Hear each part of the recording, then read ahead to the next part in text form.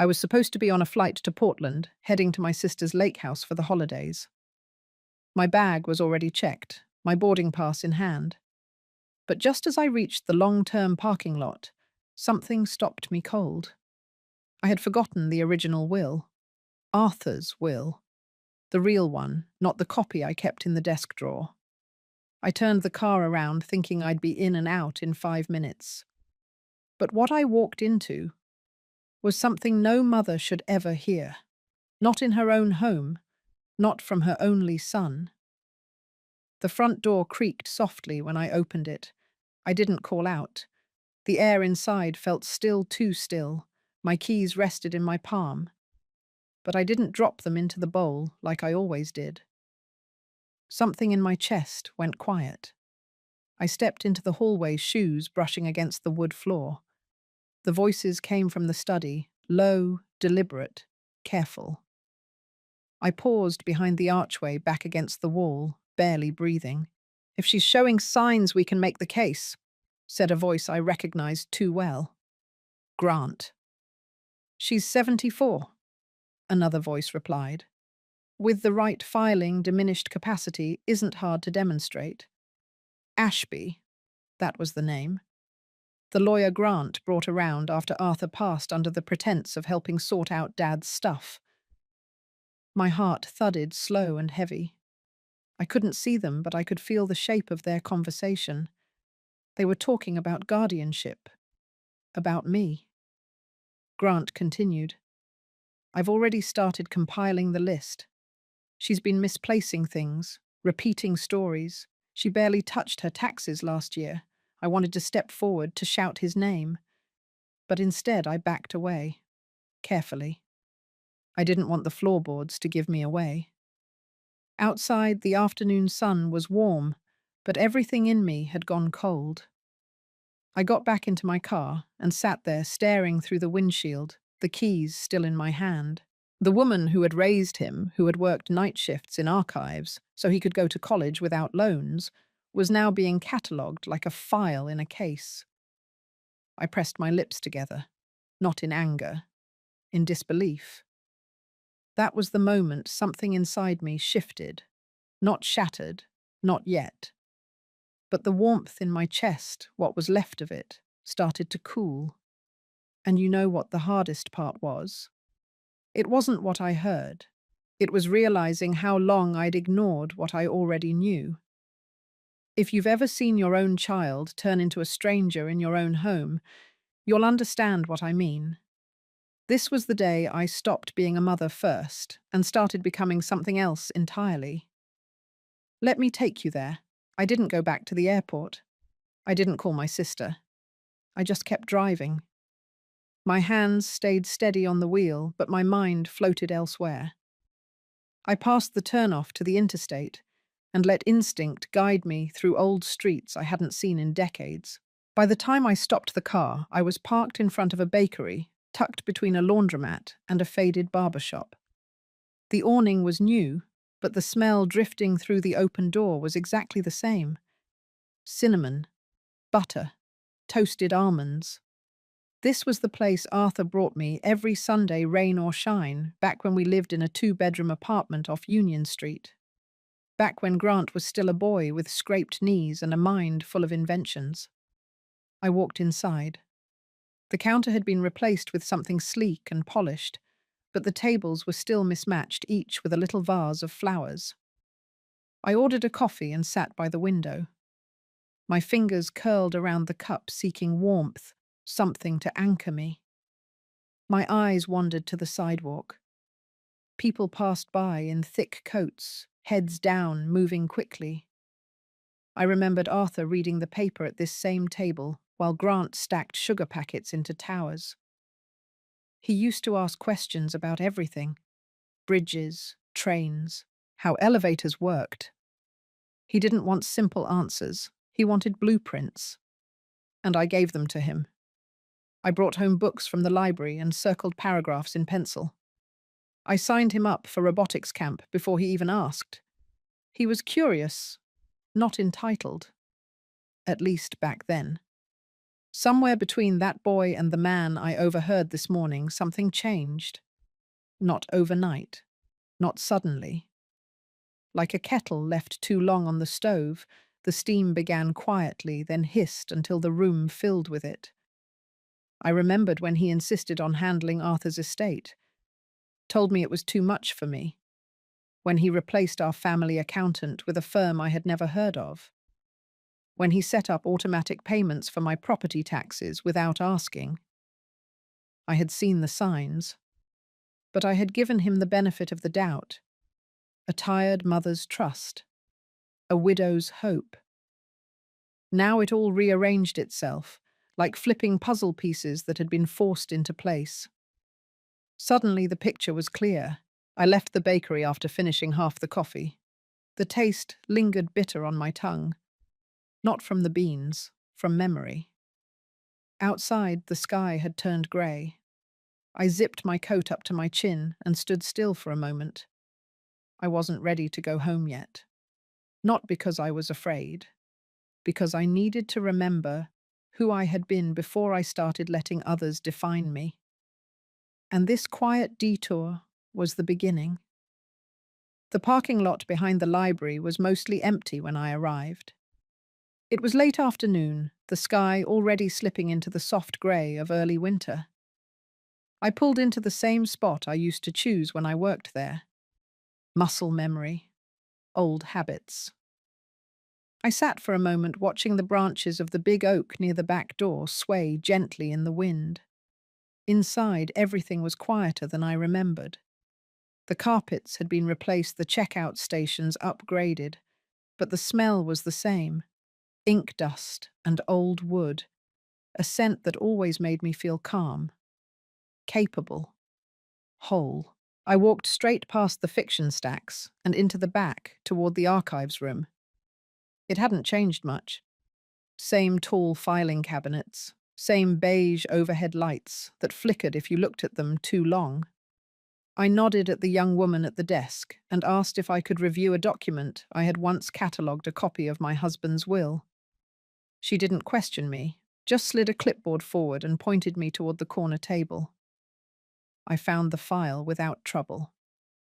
My hands still knew where to look. The folder was thick, not because of the will itself, but because of Arthur's notes. He had always annotated everything. Margins lined with arrows, dates, abbreviations in his clipped handwriting. It made sense to him, and over the years it had come to make sense to me too. I spread the pages out carefully, scanned each line. The will was intact, nothing crossed out. But what caught my eye were the sticky notes he had left inside the folder. One said, "Dolores, if you ever feel unsure, the answer is always in the numbers." I turned to the last page. There was a chart, a breakdown of assets, property, investments, bonds. Next to each, a note. D to retain D or grant if qualified, legal hold until independent review. Not grant to manage. Not full access for son. Arthur had been precise. He had trusted me. I felt the heat rise in my chest. Not from anger, from recognition, from memory, from the sensation of finally slipping back into my own skin. I pulled a notepad from my bag and started making a list. First copies, second legal counsel, third audit of recent account changes.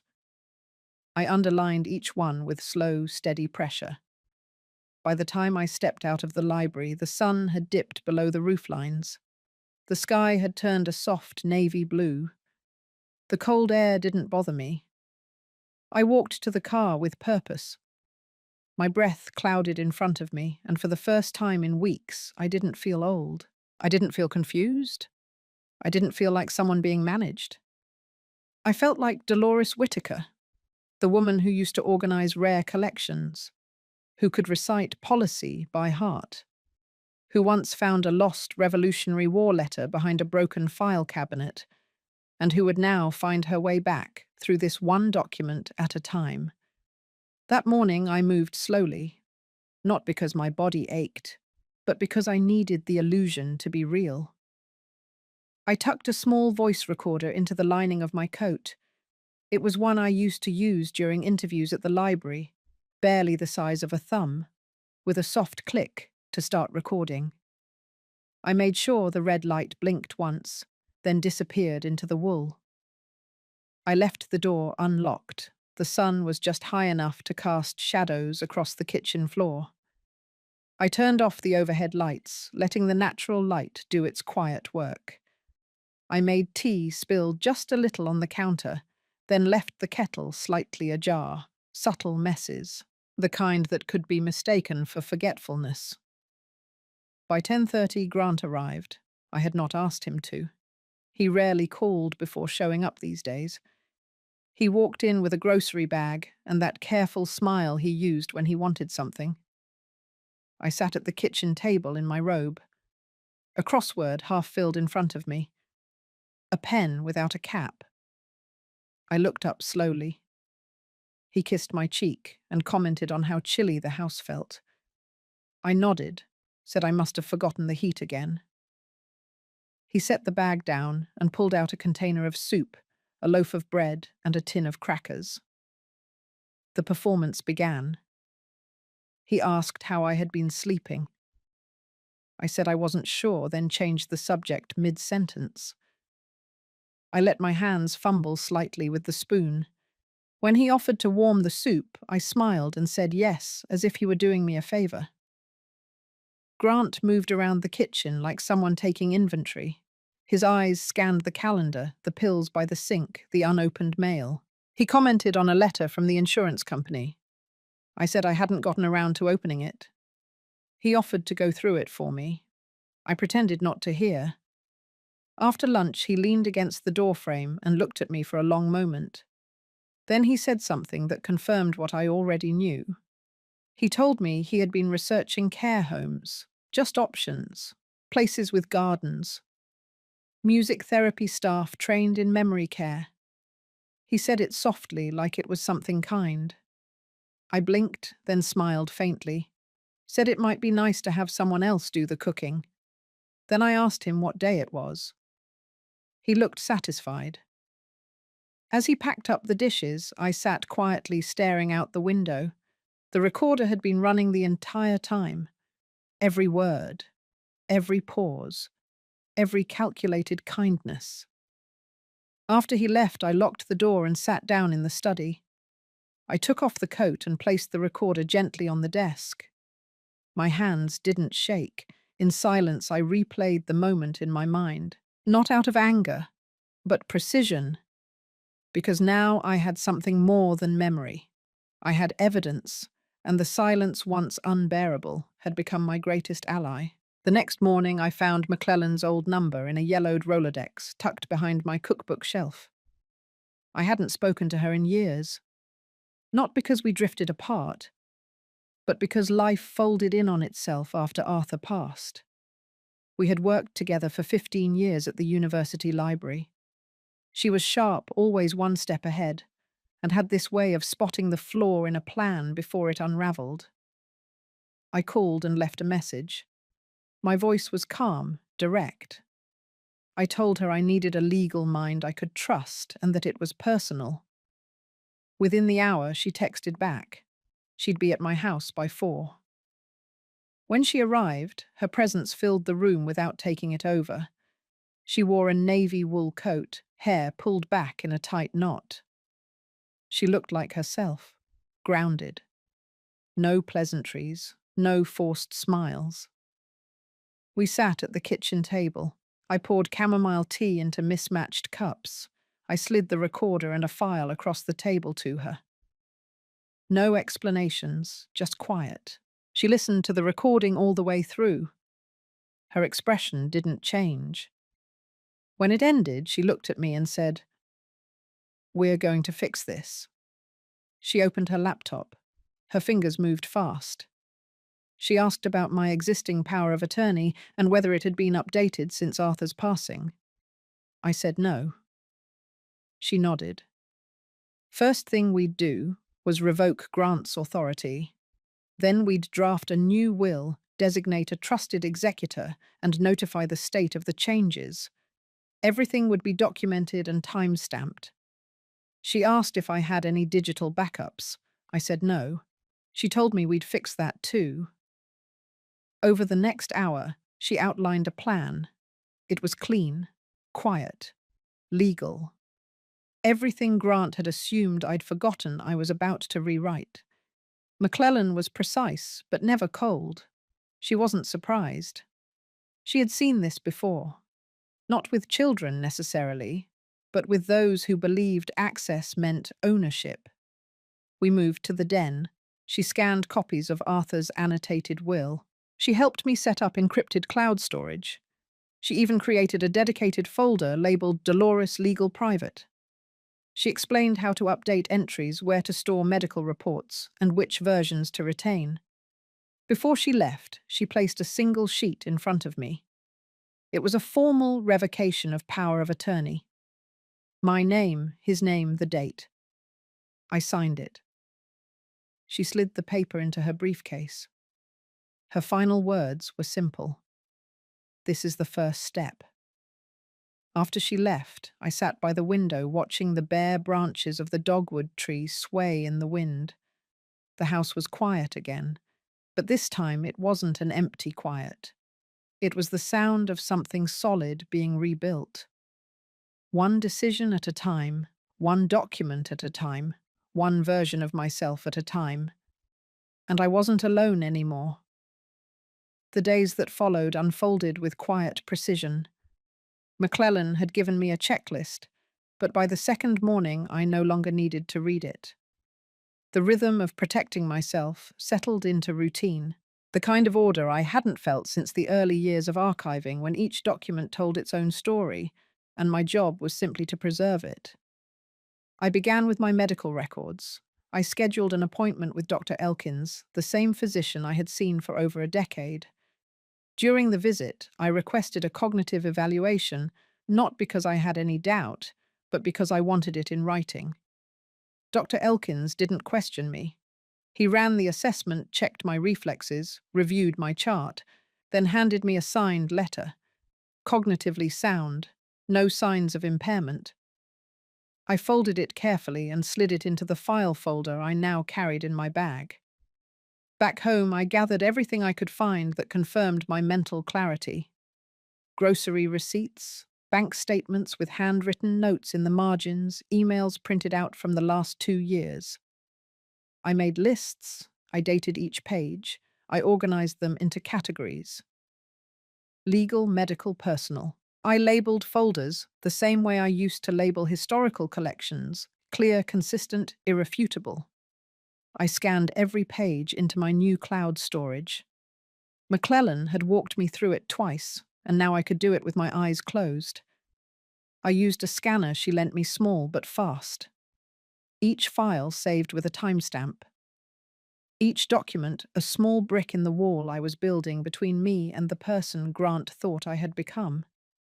In the back of my closet, behind old winter coats and an unused suitcase, I found a box labeled Arthur, Mace.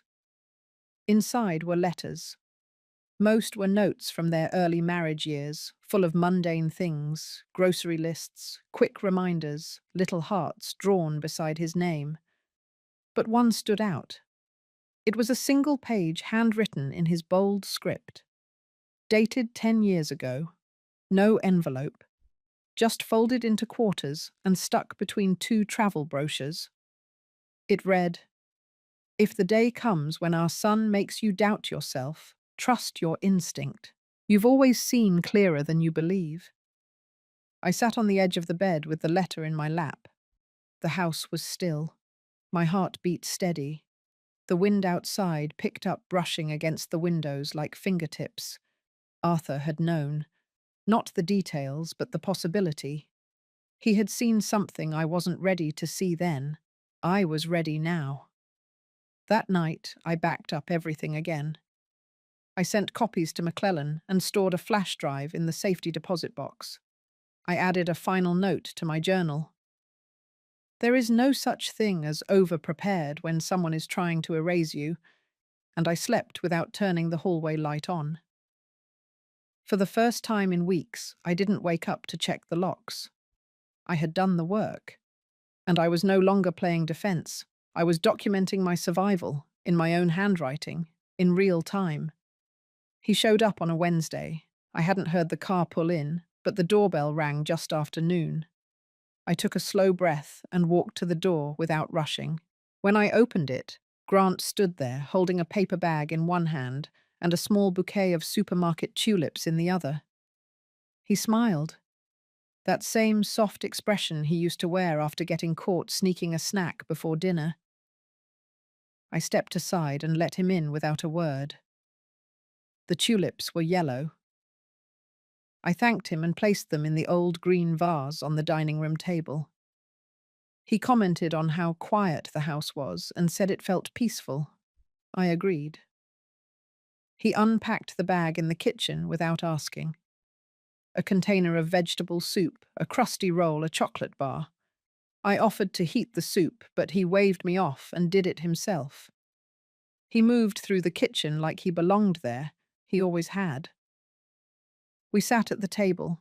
He asked how I'd been sleeping. I told him some nights were better than others.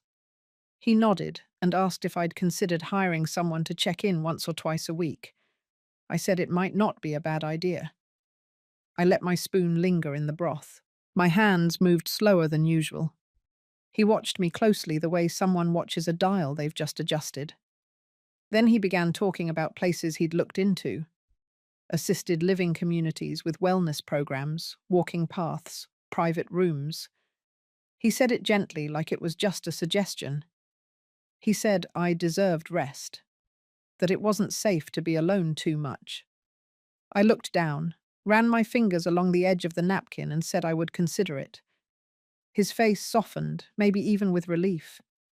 When he offered to drive me to tour one of the places next week, I smiled again and said, perhaps. Then I asked him to remind me what day it was. He told me, and I nodded like I'd forgotten. I let the pause stretch between us. He stayed another half hour, walked through the hallway as if checking for things I might have missed, pointed out a flickering light bulb in the laundry room, mentioned that the porch railing looked loose. I took note of everything he noticed.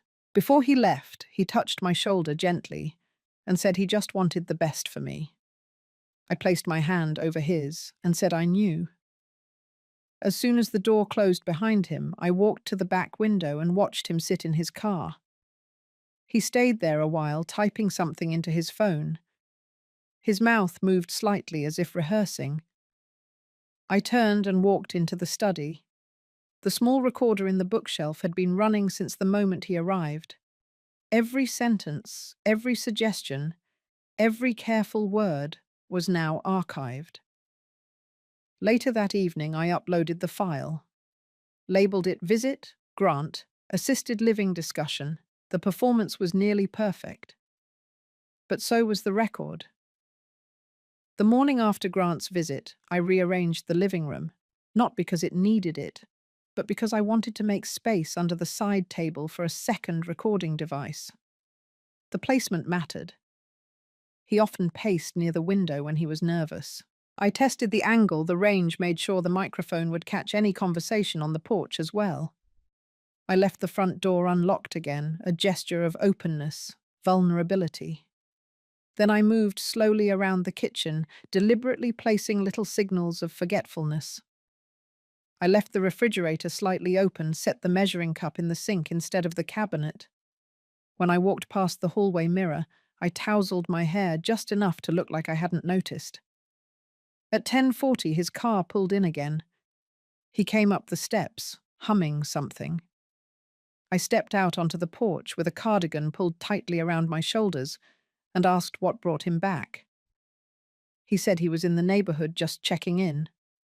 He handed me a new packet from the care center he'd mentioned before. I held it with both hands, let my fingers shake just a little. I didn't open it right away. Instead, I sat on the porch swing and asked him what time it was. He smiled, answered softly, and sat beside me. I glanced down at this folder and whispered that the pictures looked nice. He leaned in, describing the walking paths and the music room like he was selling a vacation home. Then he brought up the paperwork. Said he had spoken to someone named Ashby, a legal advisor he trusted, that Ashby could help file the necessary documents. He said he wanted everything in place so there'd be no confusion if something happened. I nodded slowly, kept my eyes on the street. He stepped away to take a phone call. I heard his voice drift in through the open window. He spoke clearly but not loudly. Ashby's name came up again along with phrases like expedited review and mental competence. He mentioned next week. He said I was close to ready.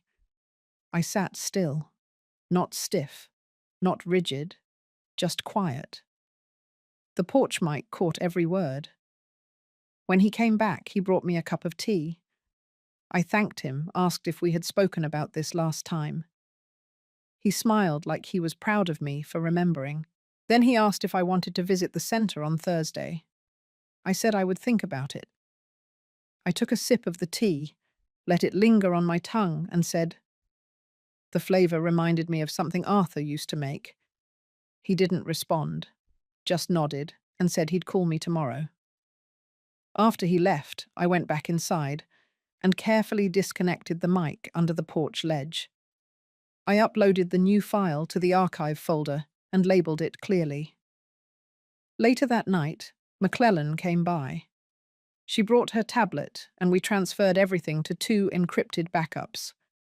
I showed her the notes Grant had left behind in the care center brochure. He had circled a line in the admissions policy transfer of medical proxy contingent on observed need. She looked at me, then handed me a folder of her own. Inside was a sworn affidavit confirming my current legal and medical capacity, signed by Dr. Elkins and 2 notaries. The game had shifted. Grant believed he was closing in, but I was already documenting his every move. And for the first time in a long time, I felt like I was not just surviving. I was preparing to be seen. 3 days after Grant's last visit, McClellan submitted the formal response to Ashby's office. The envelope was heavy with documentation.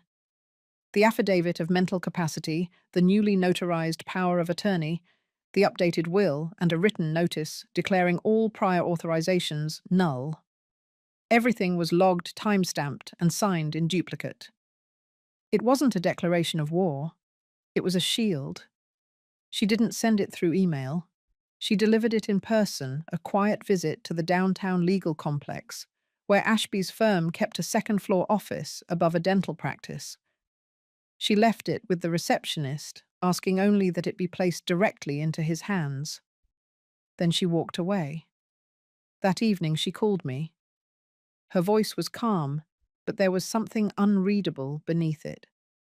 She said Ashby had called her personally not long after receiving the file. Not to argue, not even to defend his position. He said something strange, that he had reviewed everything carefully, and that he would be stepping back from the situation. Then, without prompting, he added that Arthur had once done him a favor during a time when few others would. It wasn't a confession, but it was enough to leave a crack in the wall Grant had built. I sat with that call replaying in my head. I pulled out Arthur's handwritten note again, the one from the old box. I traced the last line with my thumb. The next day, I received a letter by courier. It wasn't from Grant. It was from Ashby. A brief message typed on firm letterhead. He stated that he would no longer be involved in any legal matters pertaining to my estate. Enclosed was a printed record of all documents filed on my behalf in the last 6 months, including those Grant had initiated. The paper trail was thorough. Dates, digital logs, proposed drafts, emails. I spent the afternoon reading each line. There were phrases I recognized from conversations with Grant, sentences repeated word for word. What he said to me over soup had appeared in a draft declaration of concern attached to a guardianship proposal. There were even template pages for future affidavits, designed to be filled in by neighbors or friends regarding observed memory issues. He had been preparing a case in silence, and now I had his playbook. I called McClellan. We agreed on the next step. She would prepare a brief statement of intent to be submitted if any further legal motion appeared on Grant's end. A warning, not a threat. That any attempt to bypass my rights would be considered legal overreach and elder coercion. It would go on the record. That night, I placed the letter from Ashby alongside Arthur's note in the drawer of my nightstand. Two men, one who had tried to erase me quietly, and one who had left just enough light for me to find my way back. I didn't feel triumphant. I felt steady, like I had finally moved out of a holding pattern and into clear air. The silence in the house didn't press on me anymore. It stood beside me, strong, waiting. Grant arrived without warning. No call, no message. Just the crunch of tires on gravel and the slow creak of the front gate. I had been expecting this. The letter from Ashby had shifted something, and I knew he wouldn't wait long to reassert control. I watched from the window as he walked up the path with a folder under his arm. His pace was measured, but his shoulders were tight. The mask of concern was still there, but thinner now, stretched over something sharper. When I opened the door, I didn't greet him with surprise. I simply stepped aside and invited him in. He followed me into the kitchen, commenting on the smell of cinnamon. I had warmed cider on the stove, let the scent fill the house on purpose. He didn't sit. He placed the folder on the table and remained standing as if waiting for a cue. I poured 2 cups. I handed him one and took my seat across from him. The space between us was clean, almost ceremonial. He started softly mentioning that Ashby had stepped away unexpectedly and that it left things in an unclear place. I nodded. He said he had concerns about certain paperwork being changed without his knowledge. I took a sip of cider. Then I reached into the drawer beside me and pulled out a small stack of papers. They were clean copies, not confrontational, just facts. The new power of attorney, the updated will, the statement from Dr. Elkins, the notarized affidavit of capacity. I slid them across the table one by one. He didn't pick them up. He just stared. I looked at him then, not angry, not afraid, just clear. I said I had made decisions for myself, legal ones, responsible ones. I said I knew exactly what I was doing, and that pretending otherwise would not change that. He didn't respond. His jaw shifted once. His eyes scanned the documents again, then drifted up toward the hallway. I wondered if he was searching for signs, evidence that I had someone else here, or that I was bluffing. Then I said something simple. I said, "Not all silence is weakness." He stood still for a moment longer. Then he gathered the papers, placed them back on the table without folding them, and walked to the door. He didn't slam it. He didn't speak again. He left the way he came. After the sound of the engine faded, I returned to the table. I picked up the recorder hidden beneath the napkin holder and stopped the recording. The file name was already in my head. Quiet confrontation. Full clarity. That night, I didn't dream of Grant's childhood, or Arthur's voice, or legal phrases echoing down courthouse halls. I dreamt of a room filled with order, labeled boxes, clean ledgers, a window open to crisp air. For the first time in years, my decisions belonged to me alone, and that was enough. The silence that had wrapped itself around the house for weeks began to change not with noise, but with presence. McClellan's daughter, Tessa, arrived just after noon on a bright Saturday. She had a canvas duffel, a laptop bag, and an easy way of moving through the hallway as if it had always belonged to her. She wasn't loud. She didn't ask too many questions. She set up in the small guest room with quiet confidence, plugging in her hard drive, organizing her textbooks, stacking binders beside the nightstand. Tessa was studying archival science, and she already spoke in that calm, deliberate cadence that reminded me of my years at the university. By evening, the house felt different. She offered to make tea and stood in my kitchen like it was her own. She hummed while she waited for the kettle. Nothing dramatic, just the tune of a folk song I hadn't heard in decades. The scent of lemon verbena drifted through the hallway. That night I heard her typing from down the hall. Not fast, not frantic. Steady. The sound reminded me of Arthur's old typewriter, the one he kept in the basement long after word processors had taken over. There was something anchoring about it. Over the next few days, Tessa became part of the rhythm. She took out the trash without being asked. She printed labels for some of my old photo albums. She asked if she could digitize the notebooks I had used during my years at the library. She treated everything with care, and she never tried to impress. She simply did the work. I handed over the legal folder to her on the third day. Not the originals, but clean copies of everything: the medical affidavit, the POA, the revised will, and the audio transcripts. She stored them on an encrypted drive, added backup protocols, and uploaded them into a university-grade secure cloud. Grant called that night. I saw his name on the screen, but I let it ring. No message. Later, Tessa sat at the dining table with her laptop and asked if I wanted to label the boxes in the garage together the next morning. I said yes. It felt like saying yes to something larger than cardboard and tape. It felt like saying yes to motion, to life beyond defense. The rooms no longer echoed when I walked through them. The kitchen had fingerprints again. The floors needed sweeping more often. And I liked it. I wrote in my journal that night, just a single sentence. The house is no longer quiet, and neither am I. The morning air had shifted. The trees outside the window rustled with a quiet confidence, like they knew something was over and something else had begun.